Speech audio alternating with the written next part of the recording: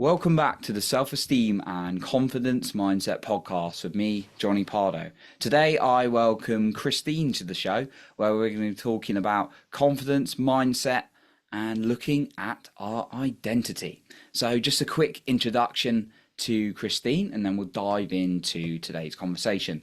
So, Christine is a family law attorney, podcast host, mastermind lead, public speaker, and mama to her own girl gang of four.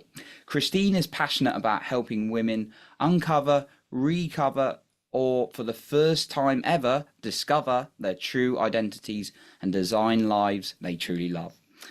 At one, at Girl Out of Order, they have three pillars: cultivating bravery, inspiring boldness, and building bridges among all women. So, Christine, welcome to the show. You sound like a very busy woman. So, yeah, it'd be really interesting to, first of all, hear a little bit about what's gotten you. So, we were talking a little bit but before the show, actually, it might link into it. But what's got you so inspired to help women, like uncover some of their identity and, yeah, ultimately making them move forward in life? Such a beautiful question. And I think anytime we're describing our mission to anyone, Mm, there's almost always an anchor, right? Like something mm, that happened in their life that made them go, okay, wait, this is the thing that I want to make my life about. And for me, it's really become about identity. As a family law attorney, and to back up, I was a stay-at-home mom for my four girls who are now 23 down to 17 for 10 years, went back into the workforce. And upon going back into the workforce, I just realized that there was this angst in the women. Yes, maybe it's because we're attorneys and we're angsty in general, but it was just this angst and this disconnection, not only in the women that I helped through my divorce practice, but also in the women I worked with. This just persona of being one way in the courtroom or in the office. And then I'd see them on Facebook or I'd see them out and about, and they're just completely different humans. mm. And it just got me, as an attorney, it got me very curious. And so I, went through a lot of really difficult things in my marriage. I speak very openly about that.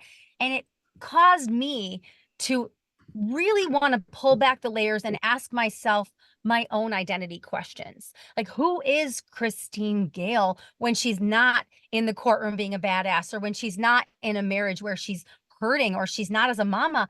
I started to just really become so like fixed and fueled to get to the core of who I was. Mm. And one other really pivotal experience is when my husband and I were going through, my husband was unfaithful.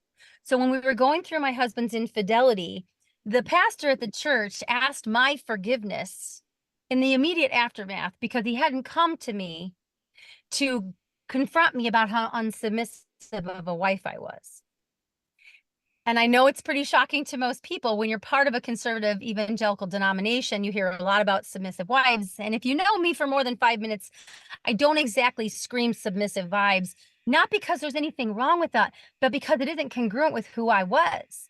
And that experience of being not so much rejected, but not protected by the church that I had made such a part of my life and my friendship group also caused me to stop and say, hey, wait a minute, time out.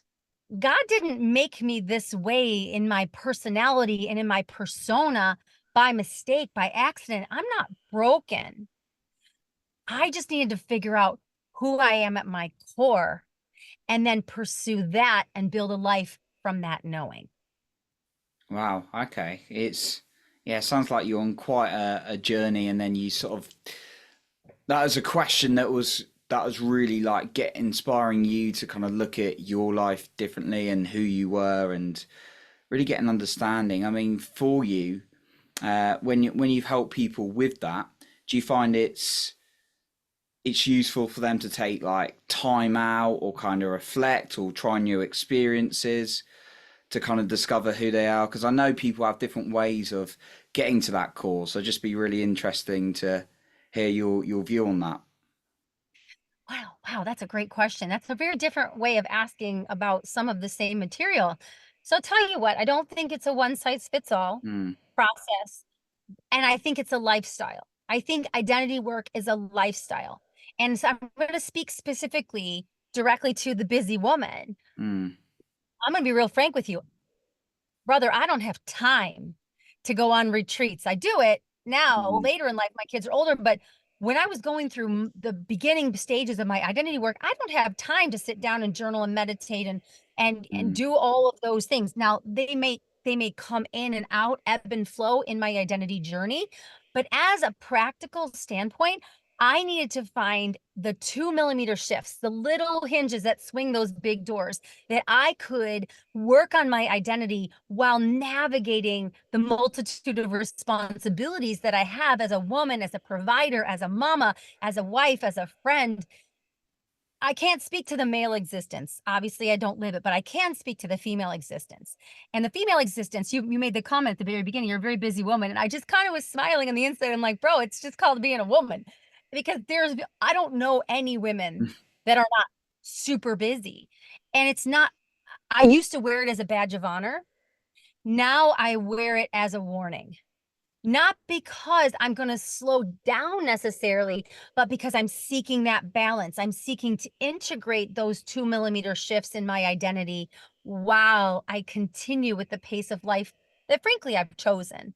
I'm not sure if I completely answered your question, but there isn't a there's not a 5-step process. Now, I do Yeah, have yeah. 5 steps to identity creation that I have in my mastermind, but it's not like a 5-step process. Oh, do this, do this, do this. And at the end of the rainbow, you'll find Mm. your true self. I think it truly depends on the lifestyle of the woman, depends on what she's going through. Let me give you an example. I'm a very different kind of family law attorney, and not just because I have tattoos and a nose ring and I wear bright colors and I kind of stand out. I'm a different kind of family law attorney because I tell my clients from the very beginning when they come into my office, we are beginning healing on day one. I created a course called Demystifying Divorce for Women where I talk about and equip women to start healing even before they filed for that divorce. So, what does that mean? That means as you navigate one of life's most difficult experiences, you can still be tending to the garden of your identity, healing those wounds, doing the work, building the tribe, getting the professional help. So you see how it kind of all weaves together into the life that we're actually living? Yeah, yeah, I'd like your, like your answer there because you're really saying that there is no, because the question I get a lot is like when people have reached out to me about like, I know it's different topic, well, links with like mindset and like getting over like a challenging feeling, but here we're talking a little bit more about discovering. It's like, right, what are the steps? Like, how long is it going to take? And yeah, really, it's all know, it's all these kind of like unique, it's unique to the individual, right? And there's an ongoing process, I believe, for all of us, right? But yeah, from Right. for you, it's great to kind of hear like your perspectives and what you've been through yourself as well. Yeah. Some people may have the capacity to do retreats, right? Not others. So that made sense when you shared that. So No. Christine, can you share a little bit about the three pillars that are in Gale Out of Order? So we talked Oh, about yeah. cultivating bravery, inspiring boldness, and building bridges, right? Oh, thank you for this question. I get so excited when I talk about it because it is my mission. Mm, So when I was creating Girl Out of Order, it started as a podcast, and now I have masterminds and some coaching, and it's still evolving. The brand is still growing. But when I started to build this, it really came out of my own identity work and my personal development work through the Tony Robbins world, Brendan Burchard, following, just these amazing thought leaders, Mel Robbins. And I was like, what is it that fuels me and my passion for women? And to be frank, I've got my own laboratory at home. I've got my girl gang. I've got these young women, and they're all four came from the same parents, and they're north, south, east, and west. So I asked myself, what are the common denominators, the tools I want to equip them with to go out into the world and to live their most authentic lives? So it came down to these three pillars. The first one is cultivating bravery. Because mm, here's the thing, Johnny, what I see, not in my practice, not only my practice, but in my home and in my own life, is so often we go through life and we're almost sleepwalking. We don't look like it. We look like I look to you, like oh my gosh, she's so busy. She's doing all the things, but she's dying inside. Mm, And that happened to me as I was navigating these marriage challenges, building a career, raising up all these children. This was even pre-pandemic. I just felt like I was falling asleep. And so what happens is we come so far away from that north, that true north of where we were and when we knew who we were, whenever that point was in our life, that it takes a lot of courage to do identity work. And mm, so, what I started to realize in working with women is that we need to give women the tools to step the heck up. It's one thing to say, just be brave. Okay, that sounds great. It's a wonderful bumper sticker. It's a great, braving the wilderness. Brene Brown nails it. But the reality is, you got to walk women through the process of cultivating bravery. That's why I mm, chose that word, because it's an ongoing process of equipping women to do really painful work a lot of the time. Really painful, because sometimes we have to look back and grieve some choices we've made along the way, to let go of dreams that we had, or to leave relationships we should have stayed in, or to have, this is a hard one, to have stayed in a relationship we should have left a long time ago. mm, And that takes a ton of courage. So that's the first pillar.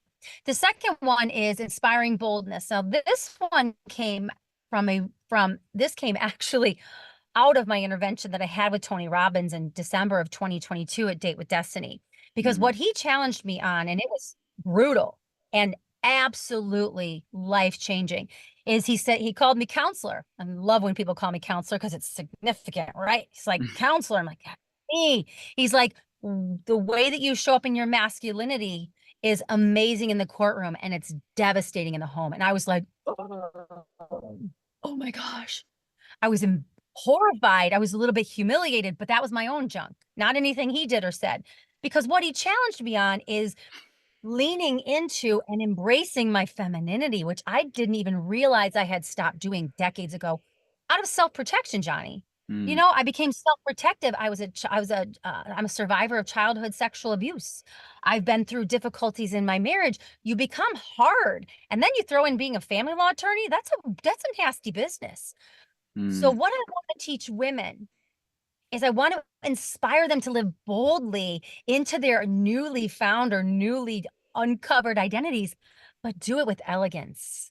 Do it with grace. What I don't want to create is a tribe of women that put pink pussy hats on and march down the streets screaming and spitting in people's faces because they're warriors. When you when your passion, whatever you're passionate about, makes you lose perspective, what happens is you lose the power of persuasion. And what we should all be wanting to do is to be inspiring to others, whatever that sphere of inspiration is. It doesn't have to be on Instagram. It can be in your home, in your workplace, in your relationships. You don't inspire people if you just show up angry, bitter, and swinging the proverbial pendulum too far the other way. So I want to inspire women to live boldly, but teach them how to live fully, marrying their masculine and feminine, not dying to either piece. Does that make sense? yeah, it's also, I was going to ask you a little bit about like the boldness because there's something you said there about like marching down and being like, like, oh, I'm bold. But I guess is for you boldness like specific to the individual again? Is it like, right, they may be facing a hard conversation or, it might be doing a career move or something like that. So is that, have I got that right? Is boldness about specific to them? I think that's a universal yes in all of this identity work. And Mm, that's what's so beautiful is I want to teach women mm, to stop contorting themselves to fit into other people's expectations, which universally makes it unique to that woman. mm, Because so often we as women, as female human beings, we march through life looking around oftentimes to decide how we should be, act, think, believe, feel.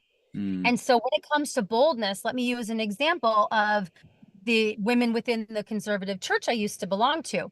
There's a lot of very quiet and gentle spirits. They're amazing, wise women. And boldness to, I'll use this woman's name, not a real name, boldness to Kristen is just standing up for herself and telling her husband, no, I don't want to have sex tonight. I mm, don't feel comfortable in my body. That's bold to her. Boldness to somebody like me is I'm going to leave my old law partner and strike out on my own even in the middle of a freaking pandemic when I have no idea how to run a trial on Zoom, how to even get a subscription to Mm, QuickBooks, and I got a family to feed. Do you see how different that is for two different women with very different perspectives? So yes, it is mm, very individualized, and that's what I teach women and coach women on is how is it for you, Katie? If you were to show up boldly in this mm, situation, what would be most beneficial to you, and how would that be congruent with your highest values? mm.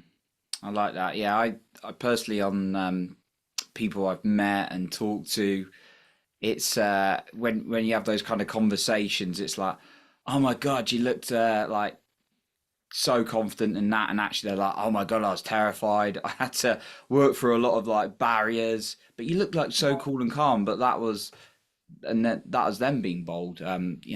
Living into their Right. boldness. And yeah, for me, I know there's some things that people will find terrifying, but I'm like actually quite comfortable with them. But there are things that are terrifying to me, right?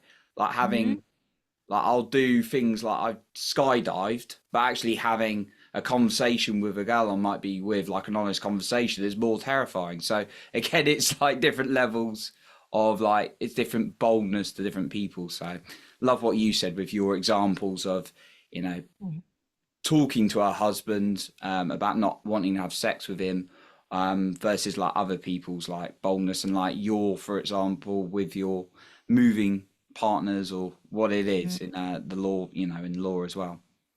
Exactly, Mm. exactly.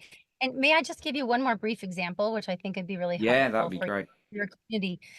In my own marriage, like I am obviously very type A. I'm a Mm. strong woman. I'm very confident. I think quickly on my feet. My Mm. husband is much more, he's much more earth. He's an Enneagram 9, a peacemaker. That doesn't make him not a man. It doesn't make him worse, lesser, weaker. It just makes him different. So Mm. boldness in that circumstance, this could be male or female. For him, boldness is asking for what he needs to his strong wife and doing it with confidence. I mean, maybe I'm not explaining this well, but boldness for Mm. him is leading an entire team of female technicians as a pharmacy manager and doing it and navigating all these crazy emotions that happens when you got a big old group of women and doing it with confidence and not compromising. That's big and bold for him. Mm. And so I don't think it's necessarily universal I don't think it's necessarily unique to women, is what I meant to say. Yeah, absolutely. And yeah, unique experience for the individual. Again, I think that's the thing we're getting on. And yeah, I certainly didn't want to go down the route of like, that stereotyping what men, what women would be bold for them. Because again, we're talking about what's specific to the individual. And there is no Correct. universal, is there? So, like we were saying. No, there is not, No. for sure. So the third part, Christina wanted to touch on was the building bridges as well. Mhm. Oh, I was hoping you'd get back to that. Um, so here's where my building bridges came from. I am so on fire for women to stop tearing women down. Mm. Here's what I mean. Women are the greatest enemies to the progress of women. I am an attorney, but I have a degree in religion with an emphasis in ethics, a women's studies minor, and English minor. So I got all kinds of weird background. But when I was deeply, deeply into feminist studies and all of that work and that community, what I found is that the focus is so much on blaming the patriarchy, and there's plenty of blame to go around. If we want to play the blame game, I mean, I can dish it out.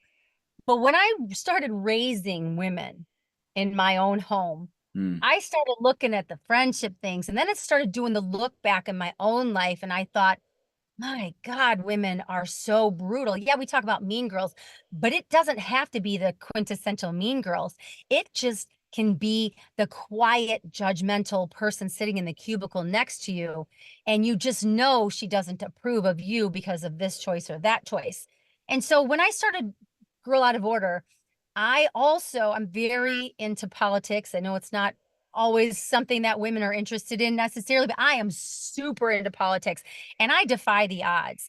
I am not even going to talk about my political positions because it's not relevant. But what is relevant is I see how Women's groups exclude women that don't fit the abortion ideal, that don't fit the political ideal, that don't fit the religious ideal, that are stay-at-home moms.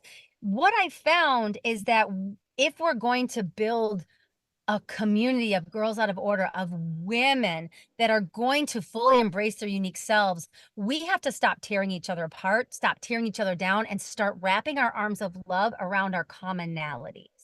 Because what I have found is women have so much more in common than we do that separates us. But we focus on the tiny percentage and Mm, we exclude perspectives that actually have the potential to make us better, to make us softer, to make us wiser. And as I've navigated this road, and right now I'm part of a mastermind, here's an example. I'm part mm, of a beautiful mastermind with Lauren Lahab called the True Legacy Collective. And it's 36 of the most badass women I have ever been around in my entire life. And it's so great to not always be the strongest woman in the room, but I tell you what, they got some opinions. And I'm learning from these women that I don't agree with.